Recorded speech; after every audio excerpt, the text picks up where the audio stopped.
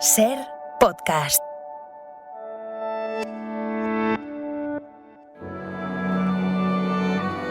Bienvenidos a Sucedió una noche, un programa dedicado al mejor cine de todos los tiempos. I wanna hide from the sun, I wanna live in the dark, I wanna go to the movies. Nobody's waiting outside, but I feel alright, 'cause I'm here on my own. I can kiss Marion and Jane, I can sing in the rain, I can be Superman. I'll never come out again. Las estrellas míticas, los grandes directores, las películas inolvidables. Dirige y presenta Antonio Martínez. Muy buenas a todos, ya lo habéis oído, esto es Sucedió una noche y aquí hablamos de cine clásico. Por ejemplo, en el programa de hoy vamos a recordar uno de los primeros casos de crónica negra de la historia de Hollywood. Quiero proponer un brindis por el cumpleaños de mi buen amigo y creador de vaqueros, Thomas Harper Ince, uno de los gigantes de la industria cinematográfica. Sí. Un cumpleaños que acabó en tragedia. Nuestra enciclopedia curiosa del cine se ocupa esta semana de un clásico infantil. Echo de menos ver El Mago de Oz. Me encanta esa peli. Ya. Vamos a darle un repaso a las películas que transcurren en el mundo de Oz. Charlaremos con los directores del documental sobre Waldo de los Ríos, que se acaba de estrenar, y en Diligencia hacia el Oeste traemos un western con el sello de Quentin Tarantino, o lo que es lo mismo, un western diferente a lo que estamos acostumbrados, Django desencadenado. Vas a tener que disculpar la cara de pasmarote que tiene el señor Stonecipher. No ha visto a un negro como tú en su vida. Este es el menú que hemos preparado y empezamos a servirlo al instante. I wanna hide from the sun, wanna live in the dark, and I'll never come back. El espectáculo está a punto de comenzar, pero no se alarmen ustedes, no les cobraremos la entrada. Lo que el cine nos dejó. Es tan difícil ser alguien que la gente no olvida. Como decía Antonio en el sumario, esta semana se han cumplido 100 años de uno de los primeros casos de crónica negra de la historia de Hollywood. Su protagonista fue el director y productor Thomas H. Ince, y ya os lo apuntamos hace unas semanas cuando hablamos de los pioneros del western en la época del cine mudo. Os vamos a contar la historia oscura que se esconde tras su muerte, ocurrida el 19 de noviembre de 1924. A Thomas Harper Ince se le considera el padre del western, ya que a este género dedicó la mayor parte de su producción y fue uno de los productores más influyentes de Hollywood durante la década de los 10 del siglo XX. Solía ser poderoso en esta ciudad. Eres poderoso.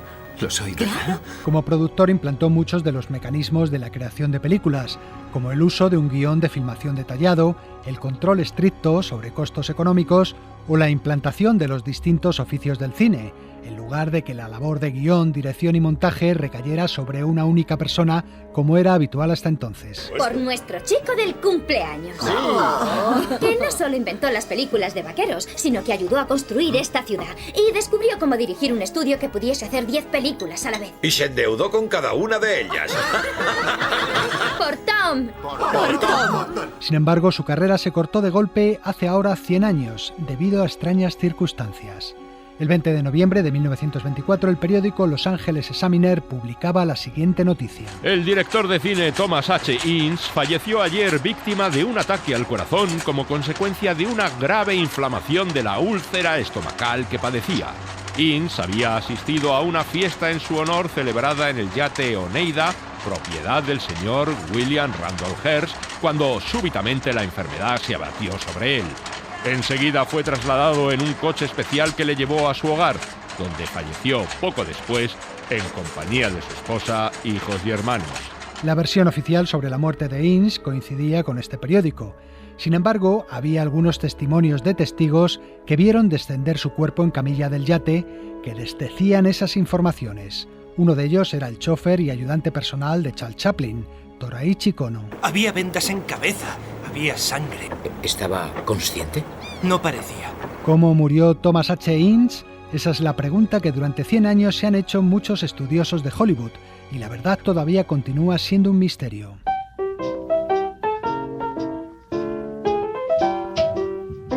Todo ocurrió a bordo del Oneida, el yate propiedad del magnate William Randolph Hearst. Esta bañera medirá 60 metros. 67. ¿Es suyo? Y el océano en el que está, y el cielo que hay encima. El sábado, 15 de noviembre de 1924, el lujoso yate de Hearst partió del puerto de San Pedro con dirección a San Diego. Al pie de ese barco se dieron cita los principales protagonistas de esta historia. William Randolph Hearst, 64 años, multimillonario y propietario del mayor imperio periodístico de los Estados Unidos. Orson Welles se basaría en él para su película Ciudadano Kane. Oh, ¿ha llegado alguien? Sí, todos, sí lo sabes. ¿Vas a bajar del Monte Olimpo o qué? Bueno, no hace falta ese sarcasmo, Marion. Marion Davies, 27 años, actriz más conocida por su relación sentimental con Hearst que por su mediocre carrera en la pantalla. Te he comprado una cosa en Nueva York. ¿De verdad? Es precioso, Willy, pero ya me has regalado un broche con una mariposa. Oh, no, ese era de diamantes y rubíes y este es de diamantes y jade. No tienes ninguno como este. Charles Chaplin, 35 años, director y actor. En esos días preparaba su película La Quimera del Oro. Cono, un hombre hambriento se come las tablas de madera de su cabaña. ¿Tiene gracia? No, señor Chaplin. No, gracias. Cono, no te cohibas. Dime lo que opinas en realidad. Thomas H. Ince, 43 años, productor y director e invitado especial del viaje, ya que su cumpleaños se iba a celebrar a bordo. ¡Ah, del barco! Tom, ¿cómo estás? Marion te está preparando toda una fiesta de cumpleaños. Marion es muy especial. Además, viajaban en el barco la tripulación habitual, una orquesta de músicos, varias actrices de la productora cinematográfica de Hearst y empleados de este, una escritora famosa y una periodista todavía poco conocida, pero que llegaría a serlo, y mucho. Soy Luella Parsons. Escribo en el periódico del señor Hearst, el New York American. Ya llevo allí un año entero. Luella Parsons, del este, Elinor Glynn, del oeste. Elinor es la escritora más refinada y pícara del mundo entero. Entre los invitados estaba también el Dr. Goodman, médico ya retirado que trabajaba ahora como ejecutivo del estudio de Hearst. Ah, Dr. Goodman. No le he visto subir a bordo. Ya me conoces, Joe, tan esquivo como siempre. ¿Cómo está hoy el jefe? Un poco inquieto, Dan. Con todos estos protagonistas a bordo, el barco se hizo a la mar. Jefe, ya casi es mediodía. Deberíamos mantener el horario establecido. ¡Quitad la pasarela! ¡Ya estamos todos a alta mar!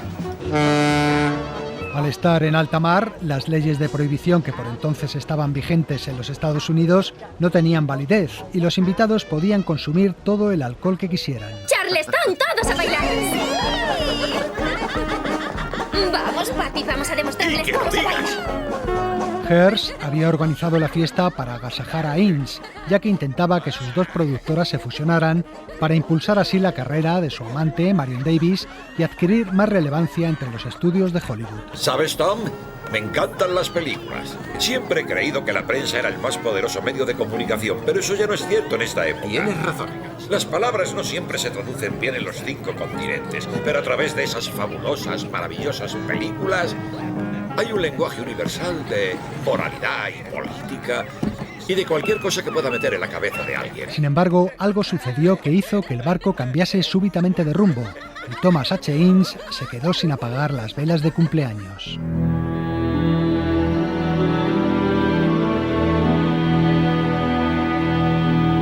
La fiesta a bordo del Oneida había comenzado al atardecer y continuaba a lo largo de la noche. Durante la fiesta, Hearst no perdía de vista a Marion Davies. Sus abuesos le habían informado de los devaneos de esta con Chaplin. Will ha oído algo sobre nosotros. Ha contratado detectives privados. Solo te ha invitado para poder vigilarnos. No debe pasar nada este fin de semana. Entonces, ¿qué haces el próximo? Jesús, Charlie. En efecto, esa era la principal razón por la que Charlotte había sido invitado, para que Hearst pudiera comprobar con sus propios ojos el comportamiento de la pareja. Edward Epstein, autor del libro El caso Ince. Charlie Chaplin was pretty famous as a terrific love. Charlie Chaplin era famoso por su reputación de amante. En el caso de Marion Davies, ella no buscaba casarse con él como hicieron otras, solo quería una aventura amorosa y viceversa. En un momento dado, el magnate se dio cuenta de que ambos se habían escabullido hacia camarotes de la cubierta inferior. Hearst, preso de ira, corrió a buscar su pistola. Sin embargo, para entonces Chaplin ya había dejado a la actriz. Ahora ésta se encontraba sentada en las escaleras de un pasillo hablando con Ince, que tuvo la mala fortuna de bromear poniéndose un sombrero que esa noche había llevado Charlie. ¿Qué pinta tengo? Tonta, ¿verdad? Si voy a supervisar tus películas, necesitamos llegar a un acuerdo sobre algunas cosas. ¿Cuáles? Pues tú y Charlie. Hearst llegó por detrás y furioso disparó desde la parte superior de las escaleras. El cuerpo de Tom cayó al suelo. Dios mío, Willy, ¿qué diablos has hecho? La bala se había alojado en su cabeza, pero el productor aún vivía. Si lo movemos, ¿qué posibilidades tiene? Es difícil saberlo, jefe. No parece que haya orificio de salida. ¿Quieres decir que tiene una bala en el cerebro y sigue vivo? No es infrecuente. Lincoln, por ejemplo, no murió inmediatamente. Hearst y el Dr. Goodman ordenaron dirigirse a puerto, donde una ambulancia llevaría a Innes a su casa de Los Ángeles. Va a morirse. Puede. Que Dios nos asista. Dios es el hombre para el que trabajamos, Joe. Entonces Dios está en apuros. El que está aquí tumbado solo es Tom Innes. ¿Y quién es Tom Innes comparado con...? Supongo que solo un hombre. La columnista Luella Parson, que al parecer lo había visto todo, fue recompensada con un acuerdo que haría florecer su legendario poder en Hollywood. Haré que te hagan un contrato por 8 años. ¿8 años? ¿8 años no sería bueno para ninguno de los dos? ¿Un contrato vitalicio? Y el magnate se encargó de silenciar al resto de invitados. Para nosotros, Tom Innes abandonó este barco por culpa de la úlcera. Pero no puedo ni imaginarme lo que la prensa inventaría. Una loca fiesta de cumpleaños, alcohol ilegal, orgías. Así que os quiero pedir que os unáis a mí en un juramento de silencio. Estabais durmiendo, os fuisteis temprano, cualquier cosa que queráis, pero no sabéis lo que le pasó a Tom a bordo de este barco.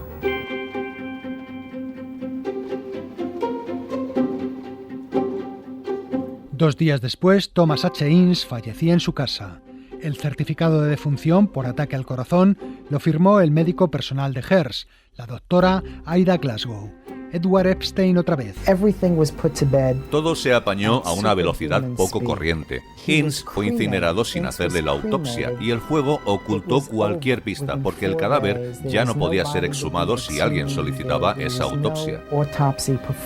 Los periódicos de Hearst despacharon la noticia con la versión de este y la prensa competidora no se atrevió a levantar la voz para evitar un enfrentamiento directo con el magnate.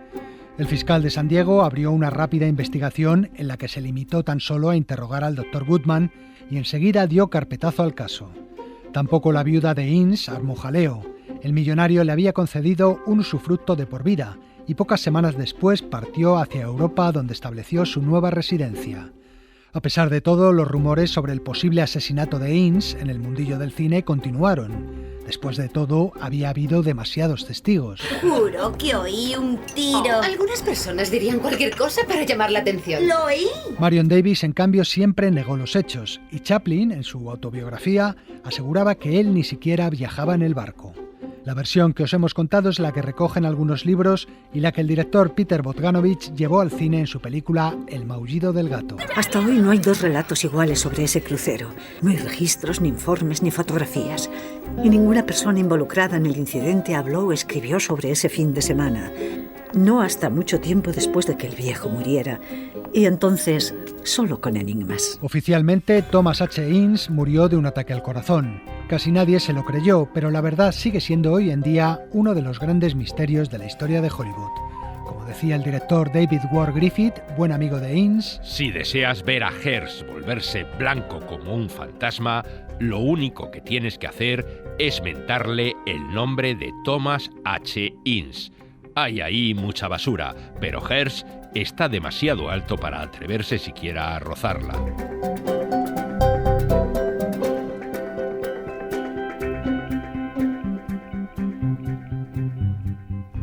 Y ahora llega el momento de que agudicéis vuestro oído cinéfilo para descubrir los 3 títulos misteriosos que trae esta semana nuestro juego de las películas. No entiendo cómo vas a cazar los monos con un cohete. Creo que los va a matar de miedo, como hizo conmigo. Y cuando se desmayen, los recogeremos con unas parihuelas y ya está. Pero, ¿cómo vas a cazarlos con una red de pescar?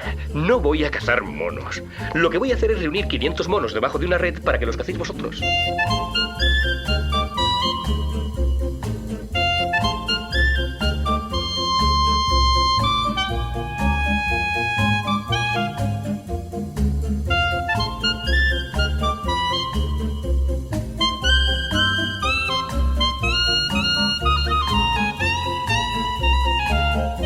A mí no me pasa nada malo. Yo lo sé y tú lo sabes, pero esos tipos imbéciles que dominan el mundo nos odian porque somos especiales. Te meterán en algún sitio profundo y aislado. No hables así, te lo ruego. Y tú no digas tonterías, estúpido.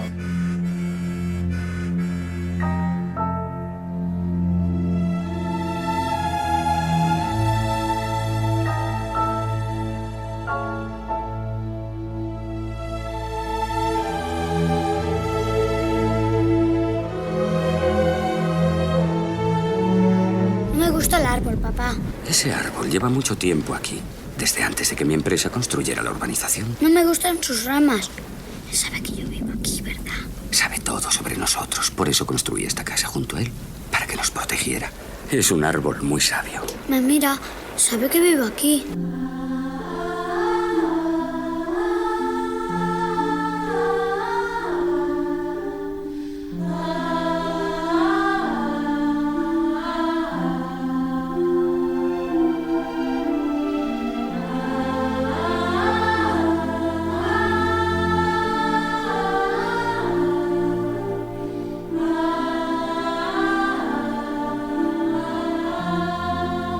Bueno, ¿queréis saber cuántas habéis acertado? Pues yo os lo digo. La primera era Atari, la estupenda película de aventuras en la selva que dirigió Howard Hawks en 1962, con John Wayne encabezando su reparto. Y tras el diálogo sonaba el famoso tema del elefantito de su banda sonora compuesta por Henry Mancini. A continuación oíamos a Anthony Hopkins y a su muñeco de ventrílocuo en Magic, una película de terror de los años 70 que dirigió Richard Attenborough con música de Jerry Goldsmith.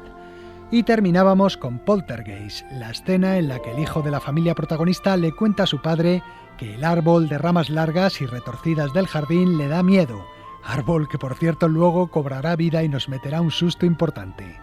La banda sonora de Poltergeist era también obra de Jerry Goldsmith, con esta inquietante canción de cuna que era el tema de Caroline. Dale un título y lo escribirá. Enciclopedia Curiosa del Cine. Parece más una bomba que un libro. Este viernes ha llegado a las carteleras españolas Wicked, un musical de fantasía protagonizado por Ariana Grande que gira en torno a las brujas del mundo de Oz. Wicked no se basa en una obra de Frank Baum, el autor del Mago de Oz y sus continuaciones, sino en una novela escrita en 1995 por Gregory Maguire, que en 2003 fue adaptada como musical en Broadway. Con este estreno como excusa, nuestra enciclopedia nos va a hablar de hoy de otras películas que han recorrido el camino de baldosas amarillas.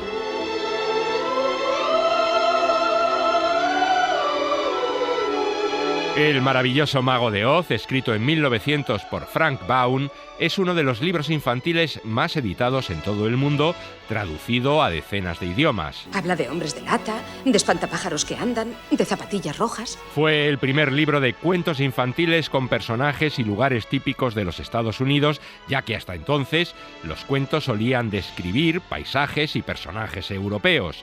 Rompió también con el tópico de la princesa en apuros. Aquí es la niña protagonista, Dorothy o Dorita, como prefiráis, la que ayuda a los otros personajes y no al revés, a la vez que busca la manera de regresar a casa. Antes mencionaste algo sobre un tigre. Un león, el león miedica. ¿Que era capaz de hablar, como el espantapájaros y el hombre de lata? Sí, en Oz todos los animales hablan. ¿Cómo volviste de Oz? Con mis zapatillas rojas. Te las pones, das 3 golpes de tacón a la vez que dices: quiero volver, no hay nada mejor que mi casa. El éxito que tuvo el maravilloso Mago de Oz hizo que en los años siguientes Frank Baum publicara 13 libros más sobre la Tierra de Oz, un mundo que ha sido llevado al teatro infinidad de veces y adaptado en numerosas series televisivas, películas de animación para televisión, telefilms. Would you like to hear a story? Yes, Papa. All right. This is a story about a witch. Oh, you're thinking all witches are bad. Aren't they, Papa? Not at all. Este diálogo pertenece a El Soñador de Oz, una película para televisión del año 1990 que narraba la vida del escritor Frank Baum. Las series y miniseries televisivas sobre el mundo fantástico que creó continúan en este siglo con títulos como Tin Man, Las Brujas de Oz o la más reciente, Emerald City, la leyenda de Oz, que adaptaba la historia que todos conocemos a otras realidades. Has matado a la señora del bosque del este. Le he dicho que ha sido un accidente. Solo una bruja puede matar a otra bruja. Soy yo. de las tierras tribales libres. Por favor, me pilló una tormenta, Iba a ver a mi madre y no sé cómo he llegado aquí, por favor. Ella tiene hermanas, en el oeste y en el norte.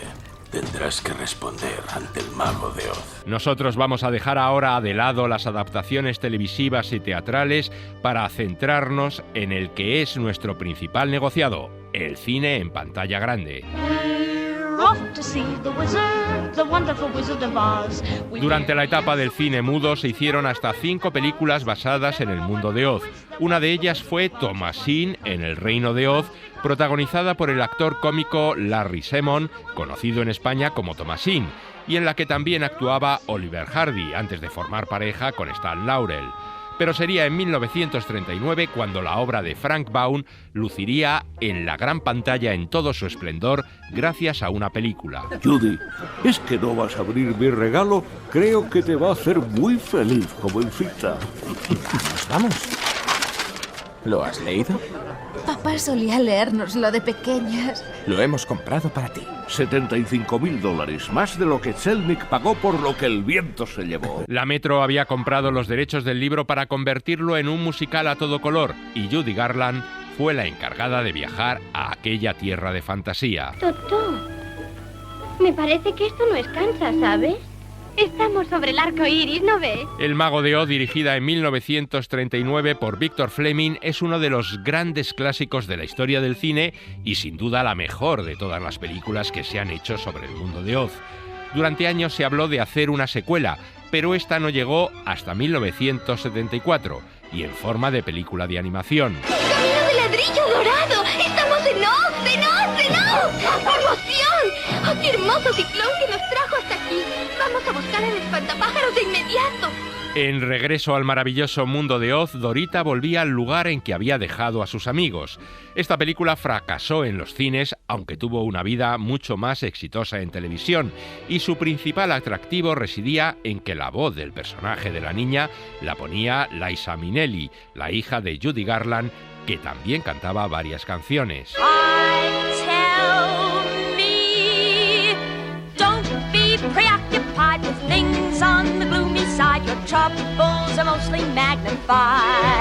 En los años 70 también se presentó con gran éxito en Broadway el musical The Wiz, El Mago, protagonizado por actores afroamericanos y con canciones gospel, funk, soul y rhythm and blues. La Motown, la famosa discográfica ligada a cantantes y músicos de color, pensó que El Mago podía ser un buen negocio también en el cine y compró los derechos para llevar ese musical a las pantallas. Cuenta tus ganancias y resta tus pérdidas y sigue el empedrado amarillo. ¿El empedrado amarillo? Sí, el empedrado amarillo. That might be a low, come on.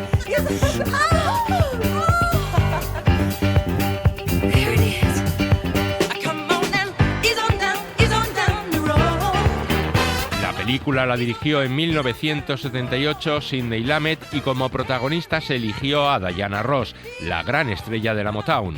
El único problema era que Diana tenía ya 35 años, por lo que tuvieron que convertir el personaje de Dorothy en una solitaria maestra de niños que vive en Harlem en casa de sus tíos. ¿Sabes que tienes 24 años y que nunca has ido más allá de la calle 23? Sí. No sé por qué va a mejorar mi vida si voy más allá de la calle 23, tía Em. Soy consciente de que salir al mundo no es fácil. Dejarás de tenernos cerca, pero siempre tendrás nuestro apoyo. Y todos tus miedos se disiparán en cuanto te enfrentes a ellos. El Mago transcurría en un ambiente urbano y estaba protagonizada por actores de color como Richard Pryor y grandes estrellas de la música negra, como Lina Horne o Michael Jackson, que daba vida al espantapájaros. Todo el mundo tiene cerebro.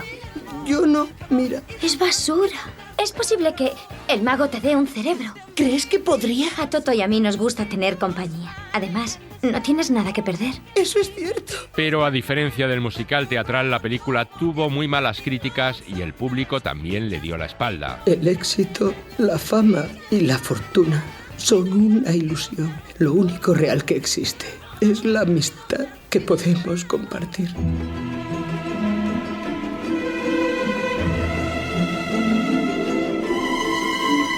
Tampoco tuvo éxito ya en los 80 la película Oz, un mundo fantástico, protagonizada por la niña Fairuza Balk, producida por la Disney y con un guión basado en la maravillosa tierra de Oz y Ozma de Oz, el segundo y tercer libro de la saga, escrita por Frank Baum. ¿Recuerdas lo que acordamos? No hablar nunca más de Oz. ¿Por qué? Porque es algo que me he inventado yo.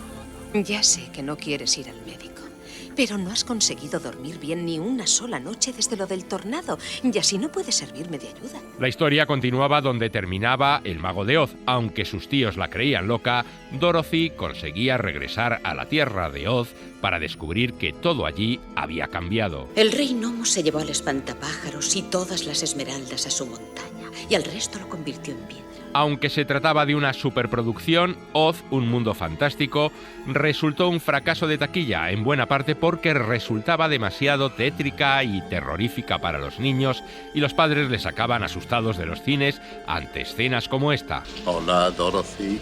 ¿Cómo estás? Me gustaría no estar atada. No te preocupes. ¿Qué es eso? Cuando estés preparada, te los pondremos en las orejas y enseguida absorberán esas pesadillas que atormentan tu mente. Y así, cuando te despiertes, ya no te molestarán nunca más. Probando. Conecta. Dorothy a punto de ser sometida a una sesión de electroshock, o esa malvada bruja que coleccionaba cabezas humanas. Algún día serás bastante atractiva. Te encerraré en la torre durante unos añitos hasta que tu cabeza esté en condiciones. Y la cogeré. ¿Pero qué está diciendo?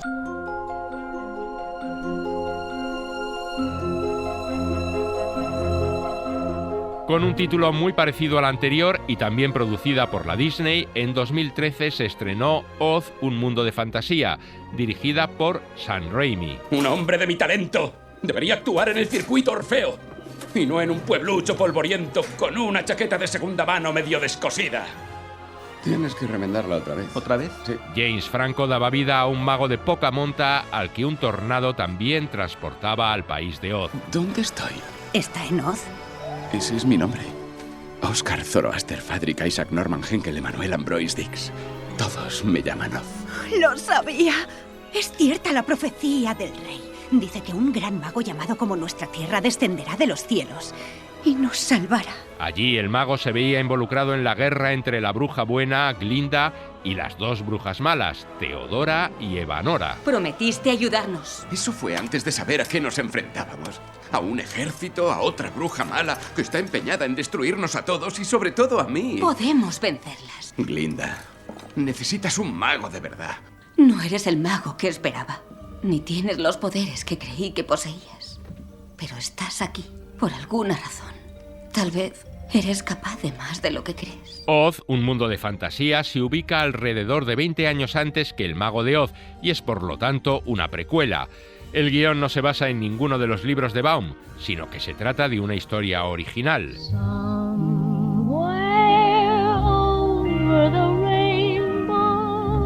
Por último, podíamos citar la influencia que El Mago de Oz ha tenido en otras películas como Zardoz, Matrix o La Guerra de las Galaxias, o esta otra. Sailor, cariño, ¿alguna vez has estado pensando y has oído el viento y luego has visto a la bruja mala entrar volando por la ventana? Es Corazón Salvaje de David Lynch. En realidad, varias de las películas del director están salpicadas de referencias a la película de Judy Garland, pero es en esta donde aparece de forma más clara. A veces, Sailor, cuando hacemos el amor, me transportas mucho más allá del arco iris.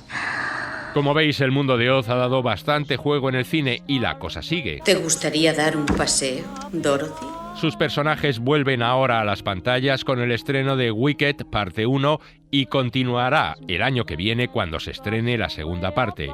Y es que una cosa es cierta. ¿Qué os trae por aquí? Queremos ver al mago. También las nuevas generaciones merecen la oportunidad de ver en pantalla grande ese mundo mágico y sorprendente que el escritor Frank Baum creó hace casi 125 años y que ha hecho feliz a tanta gente.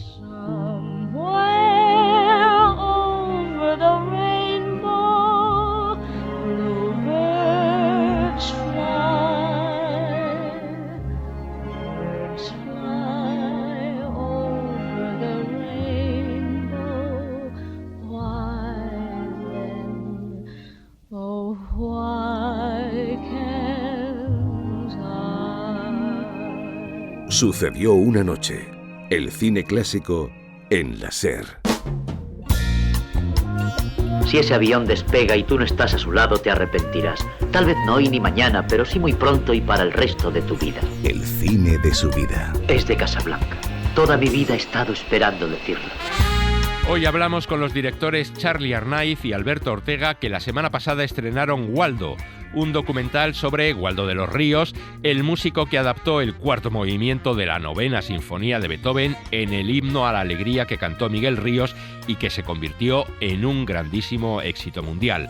Waldo de los Ríos fue también el compositor de las bandas sonoras de las películas de Chicho Ibáñez Serrador, Quién puede matar a un niño y La Residencia, y de otros muchos films y series de televisión como Curro Jiménez. Waldo de los Ríos se suicidó en 1977 y esto es lo que nos han contado sobre él los autores de este documental.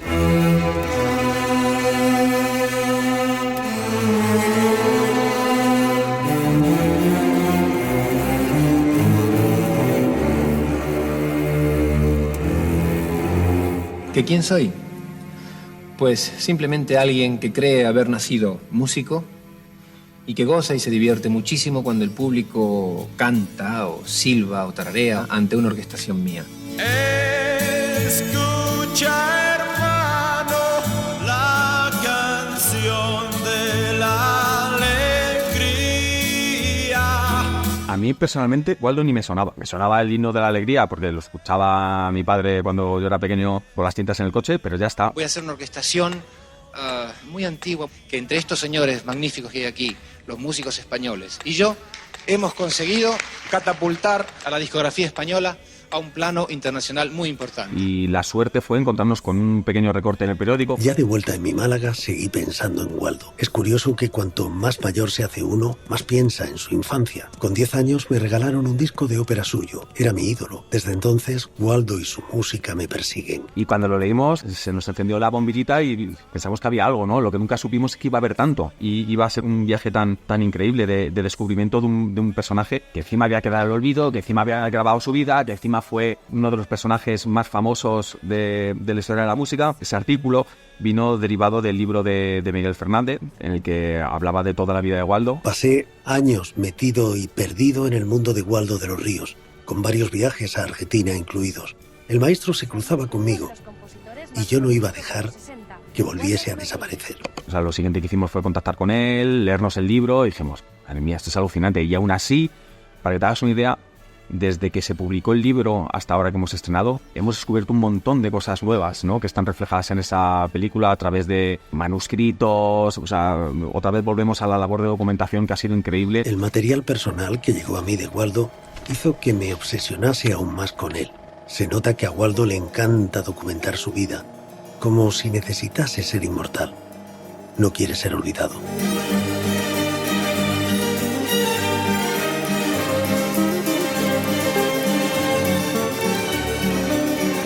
Y desde el principio dijimos, yo creo que esta película tiene que ser diferente ya no solo por el tema de las entrevistas, sino también en la forma, ¿no? Tenemos que coger este material y tenemos que jugar con él. Hemos jugado un poco a eso, ¿no? Hemos jugado a que el espectador nos acompañe en este viaje de una forma completamente diferente a lo que habíamos hecho anteriormente, ¿no? Hola. Soy yo. Waldo. Porque lo concebíamos como una película de ficción, ¿no? Porque decir es una película documental, pues te dejas como muchos matices fuera, ¿no? Es una pena encajarlo ahí. Entonces, nosotros empezamos a contar la película bajo esa premisa. ¿Por qué lo hiciste, Waldo? ¿Por qué pasó todo aquello? Y ahí empezamos a tirar del hilo.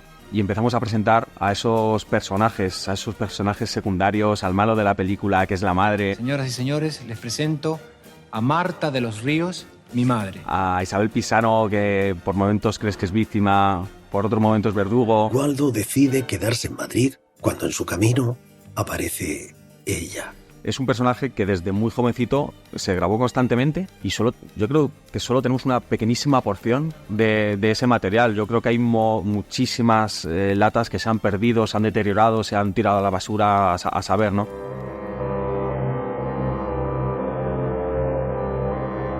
Todos los programas hechos por mí en televisión, tanto en América como en España, absolutamente todos, salvo uno, la música ha sido de Waldo. La relación entre Waldo y Chicho Ibáñez Serrador era fundamental porque eran íntimos amigos, se habían conocido trabajando anteriormente en la televisión de Argentina. Verán ustedes como toda la música de esos programas de terror o de misterio, como toda la música guarda un romanticismo, una cierta ternura. Para nosotros, por ejemplo, hay una escena que nos encanta en la película donde está Waldo sentado al piano, está Chicho y entre los dos comienzan a imaginar cómo sería una posible escena o una película. Imaginemos un muchacho jovencito de unos 14 años que está en un parque de diversiones. Con el mismo motivo, un tío vivo. No, tío vivo. Tío vivo. Es uno de esos momentos donde tú estás en la sala de montaje y lo que te pide es que cortes, ¿no? Porque es una secuencia, es una escena muy larga, ¿no? Pero dices, ¿cómo voy a cortar esto? Al final estoy presenciando un momento único. Estoy viendo cómo dos genios están creando en directo. No sé si ha salido bien o ha salido mal, pero así es como trabajamos. O sea, verán ustedes que lo que es fácil es trabajar con Waldo. Y yo creo que ese tipo de cosas, lo que tomamos la decisión de ponerlo entero, porque es que no te puede contar de mejor forma el proceso de creación de dos genios que encima eran amigos. Y por otro lado, creo que si te fijas en Waldo, entiendes muy bien su personalidad y lo que le tocaba hacer, que era siempre estar al servicio de otros, ¿no? Estar aportando su granito de arena, pero desde otra posición, ¿no? La muchacha va caminando hacia él, el chico cree que viene hacia él, empieza a nacer la ilusión en él, nace más ilusión, no alegría, más romanticismo, más fuerte. El Chicho en ese caso es el que va ordenando, el que va dirigiendo, el que va proponiendo, y Waldo es el que va ejecutando, ¿no? Y que de alguna forma fue un poco lo que estuvo haciendo Waldo toda su vida, ¿no? Por eso yo creo que tener siempre ese papel de secundario y de pronto con el gran éxito del Himno a la Alegría, el colocarse en un plano para el que él no estaba preparado, con esa fama, ese éxito, ese poder es tan bestial, ¿no? Yo creo que fue algo que él no supo asimilar, ¿no? Y fue algo que de alguna forma acabó pasándole factura.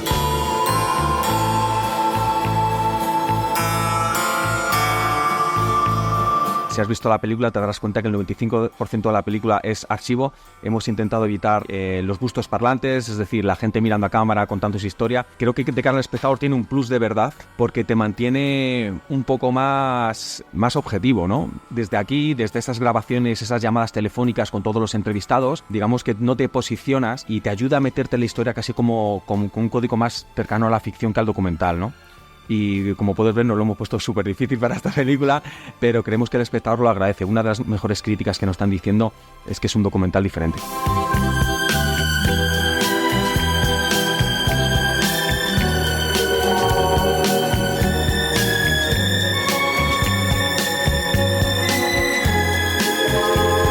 Sucedió una noche. El cine clásico en la SER. Jack Bourbon presenta Diligencia hacia el oeste. Alabado sea el Señor, no pensábamos que pudiese llegar ninguna diligencia con los apaches metidos en faena. Un recorrido por los mejores westerns de la historia. Porque ya no hay películas como las de antes. Me refiero a las buenas. Las mejores, las del oeste. ¿Qué tal, amigos? Que Quentin Tarantino, además de director, es un fanático del cine es algo que todo el mundo sabe. De hecho, buena parte de su filmografía rinde tributo a las películas que más le gustaban cuando era un chaval o un jovenzuelo barbilampiño. El cine de gángsters setentero en Pulp Fiction o Reservoir Dogs, las películas de artes marciales en Kill Bill o las viejas cintas de coches de los 70 en Death Proof. El western, y más en concreto el spaghetti western, es otro de sus géneros favoritos, y es algo que se puede rastrear en algunas escenas de films que no tienen nada que ver con el género, como Kill Bill o Pulp Fiction. Tarantino ha rodado 2 westerns hasta la fecha, Los Odiosos 8, estrenada en 2015, y la película que os traigo hoy, Django desencadenado, estrenada en 2012. Con sus 100 millones de presupuesto, es la película más cara de todas las que ha rodado Tarantino hasta hoy, y también la que más ha recaudado en taquilla de toda su filmografía.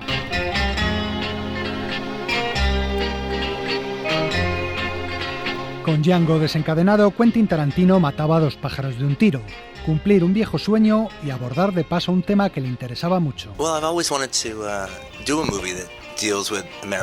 Siempre quise hacer una película que abordara el horrible pasado de Estados Unidos con la esclavitud, pero la forma en la que quería abordarla no era como una gran película histórica, sino que pensé que sería mejor hacerlo como una película de género. Hay muchos westerns que tienen lugar en la época de la esclavitud, pero casi siempre evitan el tema, y yo creo que ahí hay muchísimas historias dramáticas, aventureras, desgarradoras y triunfantes que podían ser contadas. Verán, tengo entendido que entre su inventario hay un ejemplar que estoy especialmente interesado en adquirir. ¿Alguno de entre todos vosotros había residido anteriormente en la plantación Carrucan? Yo vengo de esa plantación. ¿Cómo te llamas? Django. Entonces eres exactamente el que busco. El cazarrecompensas alemán, Dr. Schultz, encuentra en una fila de esclavos al hombre que le puede ayudar a identificar a 3 bandidos a los que anda buscando. Tras comprarle a sus negreros, no sin cierta violencia, le libera de su condición de esclavo y con su ayuda encuentra y mata a los delincuentes buscados. ¿Qué planes tienes para después? Encontrar a mi mujer y comprar su libertad. Django, no tenía ni idea de que estuvieras casado. Es entonces cuando el alemán le propone un trato. ¿Te gusta ser cazarrecompensas? ¿Matar blancos y que te paguen? ¿A quién no? ¿Qué te parecería asociarnos para el invierno? Y cuando la nieve se funda, yo mismo te llevaré a Greenville y averiguaremos a dónde enviaron a tu mujer.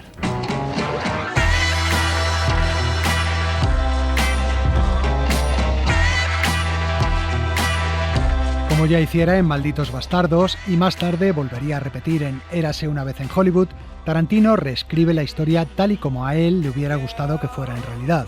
Esto es lo que decía al respecto uno de los protagonistas, Leonardo DiCaprio. Es una película de fantasía en ciertos aspectos porque, como en Malditos Bastardos, recrea la historia a su manera. Pero no hay en ella nada que no sea históricamente preciso en cuanto a cómo era la gente en aquella época. Aquí la venganza contra los nazis se convierte en venganza contra los esclavistas. ¿Te acuerdas de mí? Tu forma de morir me gusta, mono. Quentin Tarantino tomó el nombre de su protagonista de uno de sus spaghetti western favoritos, Django, dirigido por Sergio Corbucci en 1966. Una película que se rodó en Madrid, en La Pedriza y en Colmenar Viejo concretamente, y que estaba protagonizada por Franco Nero. Tarantino rinde un pequeño homenaje al actor en una escena de Django desencadenado, en la que este y Jamie Foxx se encuentran y hablan brevemente. ¿Cómo te llamas? Django. ¿Puedes deletrearlo? D-J-A-N-G-O. La D es muda. Lo sé. Humberto, andiamo.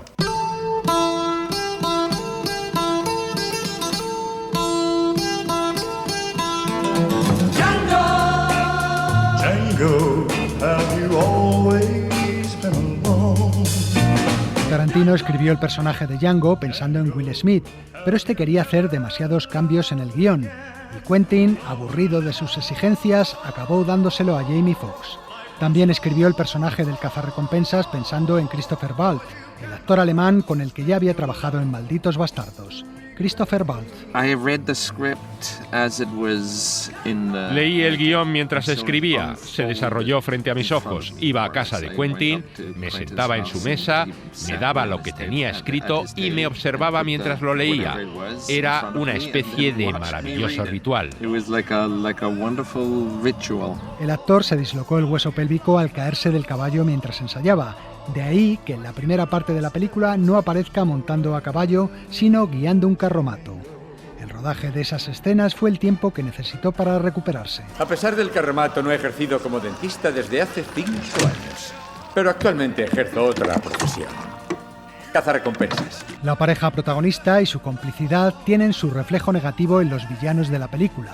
Samuel L. Jackson interpreta a un esclavo traidor que ha asumido las tesis de su dueño y resulta casi más cruel con sus hermanos de raza que el propio amo.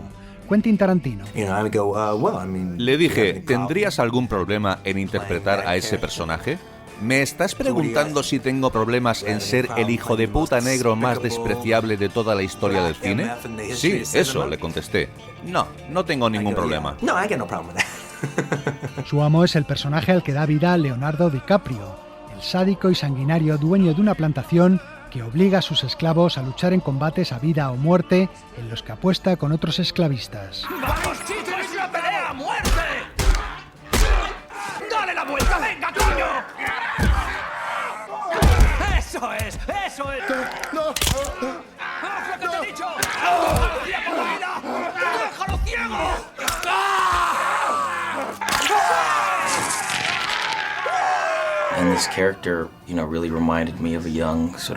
Mi personaje me recuerda a un joven Luis XIV, alguien completamente podrido. Creo que este personaje representa la decadencia moral del sur durante esa época. Es el peor dueño de plantación posible.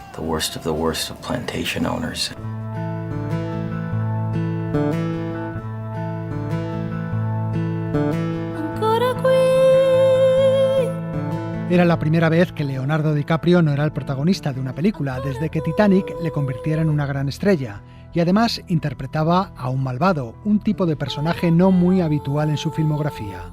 Durante el rodaje de una de las escenas más tensas de la cinta, el actor tuvo un pequeño percance. ¡Pongan las manos extendidas sobre la mesa! Si se les ocurre levantar las manos de esta mesa de Carey, el señor Puck descargará los cañones de su recortada. Leo golpeó con la mano la mesa en la que había un cristal roto y se rajó la mano con un profundo corte. El actor, lejos de parar en ese momento, siguió metido en el papel mientras su mano empezaba a chorrear sangre, tal y como se puede ver en la escena, ya que Tarantino decidió dejarla así. La parte divertida fue ver la reacción en sus caras. Jamie estaba horrorizado al ver mi mano llena de sangre. Quentin dejó de mirar por el objetivo y puso cara de ¡oh, Dios mío! En el reparto de Django desencadenado también están Kerry Washington, Don Johnson, el veterano Michael Parks o el propio Quentin Tarantino, que hace un pequeño papel interpretando a un esclavista. Blanquito. He dicho, Blanquito. Cállate, negro. No quiero oír nada de tu boca. ¿Te gustaría ganar $11.000? ¿De qué cojones hablas? La película tiene el sello inconfundible del cine de Tarantino. Violencia salvaje, diálogos ingeniosos, sorpresas y abundantes dosis de humor, como la escena de las capuchas de los miembros del Ku Klux Klan. ¿Quién ha hecho esta mierda de sacos? La mujer de Willard. ¡A veros hecho las vuestras, joder! Si no muevo la cabeza os veo más o menos. Pero si galopo, el saco se menea para todos los lados y no veo un pimiento. ¿Hay que llevarlos cabalgando? ¡Hay que joderse! Si no las lleváis cabalgando, os cargáis toda la gracia. Pues yo no veo un carajo con este trapo. Y tampoco falta esa particular forma que Mr. Q tiene de utilizar la música en sus películas, apropiándose de fragmentos de bandas sonoras antiguas de autores como Jerry Goldsmith, Riz Ortolani o Ennio Morricone, o metiendo canciones anacrónicas de los años 70 o incluso de hip hop. Leo DiCaprio otra vez. Cuando ves una película de Tarantino sabes que va a ser increíblemente entretenida y que va a haber elementos no solo en cuanto a los personajes o a la historia, también en cuanto a la música, que van a ser sorprendentes y que vas a necesitar un segundo para aceptarlo. Que suene hip hop en una película ambientada en el periodo anterior a la Guerra de Secesión es muy audaz, pero funciona y es asombroso. It's amazing. I need 100 black covers for 100 bad men, 100 black grapes so I can lay their ass in. I need 100 black. Antes de estrenar la película, el director hizo un pase privado con público y se encontró con que 2 de las escenas del film resultaban excesivas por su violencia, hasta el punto de que la gente salía traumatizada. Una era la pelea entre los 2 mandingos y la otra aquella en la que un esclavo era devorado vivo por unos perros. No os importará que haga con este negro lo que me parezca. Es un negro. Señor Stonecipher, que Marcia y sus perras envíen a D'Artagnan al paraíso de los monos.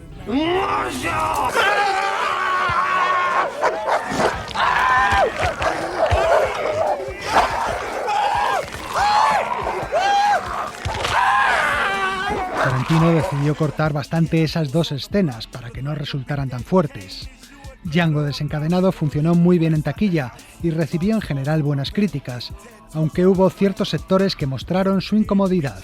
Por ejemplo, el director Spike Lee acusó a Tarantino de convertir en un espectáculo de sangre y acción el sufrimiento de varias generaciones de esclavos. También hubo quejas por las numerosas veces que se pronuncia la palabra negro o mono en la película. ¿Qué coño crees que haces, mono? ¡Saque a ese negro de aquí! No creo que nadie pueda decir que usamos la palabra más veces que lo que se usaba en Mississippi en 1858. Siendo así, deben callarse, porque es mi trabajo contar la verdad.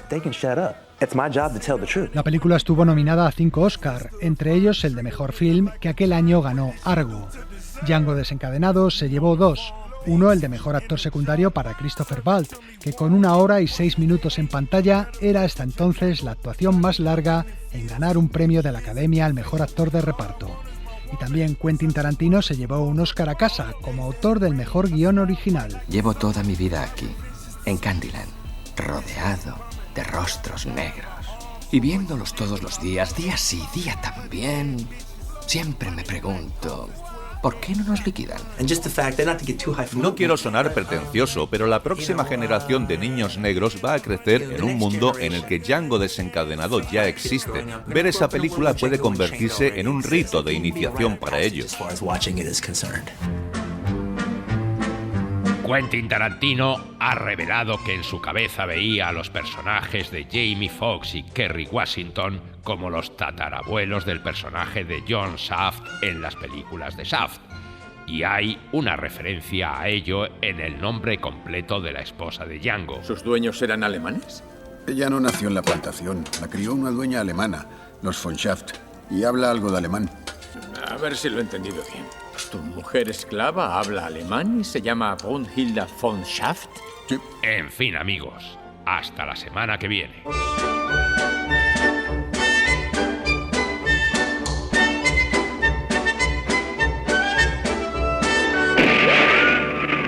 Continuará. And the Oscar goes to... We are really honored to present the award for Best Song in a Motion Picture. Hoy viajamos hasta 1935, a la ceremonia en la que aparecieron por primera vez las categorías musicales de banda sonora y canción. Era la 7ª gala de los premios de la Academia. La canción ganadora pertenecía a La alegre divorciada, una película protagonizada por Fred Astaire y Ginger Rogers. La apoteosis del film llegaba con el número final, The Continental, un baile de gran suntuosidad con bailarines vestidos de blanco y negro que evolucionaban sobre suelos relucientes y amplias escalinatas. La escena duraba 17 minutos y medio y tenía una parte cantada que fue la premiada con el primer Oscar de la historia a la mejor canción. Esta canción, The Continental, contaba con varios vocalistas, pero era la propia Ginger Rogers quien la introducía. Y por nuestra parte, nada más. Os esperamos de nuevo la semana que viene. Hasta entonces, un saludo de Elio Castro y de Antonio Martínez. ¡Chao! Beautiful music, dangerous rhythm.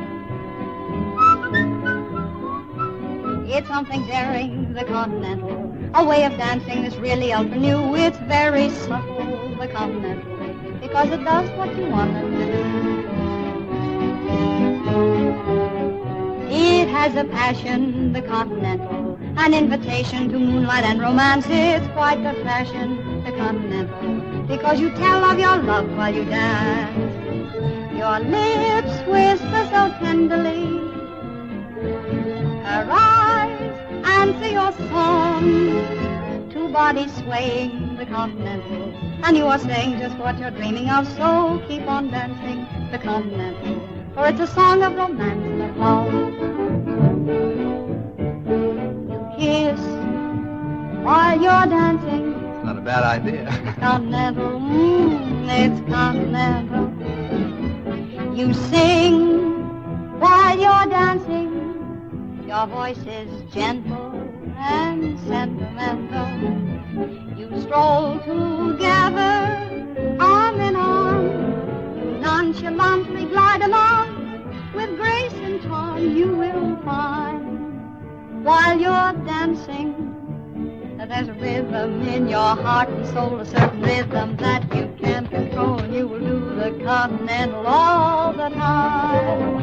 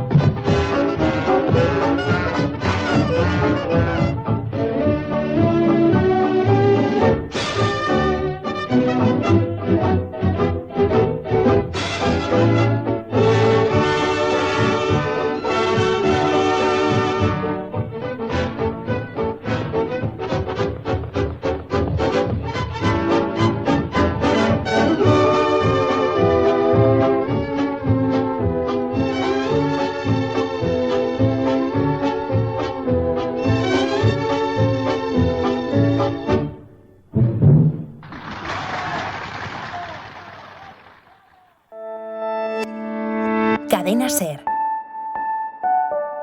La radio.